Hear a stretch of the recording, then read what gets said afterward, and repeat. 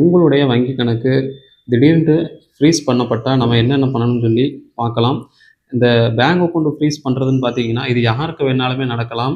குறிப்பா பார்த்தீங்கன்னா, இந்த பார்ட் டைம் ஜாப்போ, ஆன்லைன்ல முதலீடு, கிரிப்டோ கரன்சில முதலீடு செஞ்சா அதிகமா வந்து லாபம் பெற்று தருவதான்னு சொல்லி இந்த மாதிரி மோசடி வந்து நடைபெற்று வருது. அதே மாதிரி பார்த்தீங்கன்னா, டிஜிட்டல் அரெஸ்ட் மூலமா மோசடி நடைபெறுது.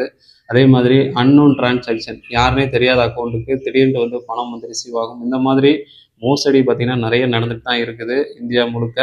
இதுலயும் பார்த்தீங்கன்னா, திடீர்னு நம்மளுடைய அக்கவுண்ட் வந்து ஃப்ரீஸ் பண்ணப்பட்டதுக்கான காரணம் என்னன்ட்டு அதாவது பேங்க்ல போய் விசாரிக்கணும். ஸோ அவங்க வந்து எதனால வந்து இந்த பேங்க் அக்கவுண்ட் வந்து முடக்கம் பண்ணப்பட்டிருக்குன்னு சொல்லிட்டு காரணம் வந்து தெரிவிப்பாங்க. ஸோ அந்த காரணத்த தெரிஞ்சுக்கிட்டு நாம சைபர் கிரைம் போலீஸார்ட்ட வந்து ஒரு புகார் வந்து குடுக்கணும். இந்த மாதிரி புகார் குடுக்குற பட்சத்தில, அவங்க வந்து யார் நம்ம மேல கம்ப்ளைண்ட் பண்ணியிருக்காங்க, அதே மாதிரி புகார்தாரருடைய செல்ஃபோன் எண்ணு, அதே மாதிரி அந்த போலீஸாருடைய செல்ஃபோன் எண் இது எல்லாம் பார்த்தீங்கன்னா, நம்மகிட்ட வந்து குடுப்பாங்க. அவங்ககிட்ட பேசி நமக்கும் இதுக்கும் எந்த சம்மந்தமும் இல்லன்னு சொல்லி நாம தெரிவிக்கணும் அவங்கட்ட.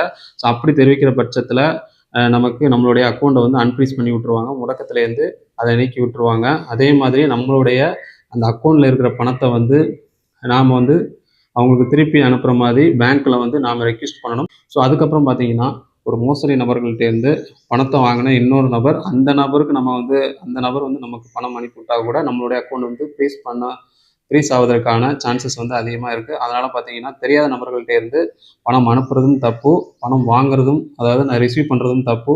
ஸோ இந்த மணி ட்ரான்ஸ்ஃபர் பண்றவங்களுக்கு பார்த்தீங்கன்னா, குறிப்பா அந்த பிரச்சனைகள் வந்து நடைபெறும். அதனால பார்த்து டிரான்சாக்ஷன் பண்ணுங்க. ஸோ மோசடி நபர்கள்ட்டேருந்து கொஞ்சம் விலகியே இருங்க. ஸோ அதுதான் வந்து நமக்கு வந்து நல்லது.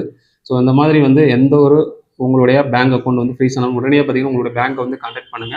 ஸோ அதற்கான தீர்வுகள் வந்து கிடைக்கும். ஸோ இந்த வீடியோ வந்து எல்லாத்துக்குமே ஒரு அவேர்னஸா இருக்கும்னு நான் நினைக்கிறேன். வீடியோ பிடிச்சிச்சுன்னா லைக் பண்ணுங்க, ஷேர் பண்ணுங்க, கமெண்ட் பண்ணுங்க. வீடியோ பற்றிய கருத்துக்களை கமெண்ட் பாக்ஸ்ல வந்து தெரிவிங்க. மறக்காம நம்ம தமிழ் கிரியேஷன் யூடியூப் சேனலை சப்ஸ்கிரைப் பண்ணிக்கோங்க.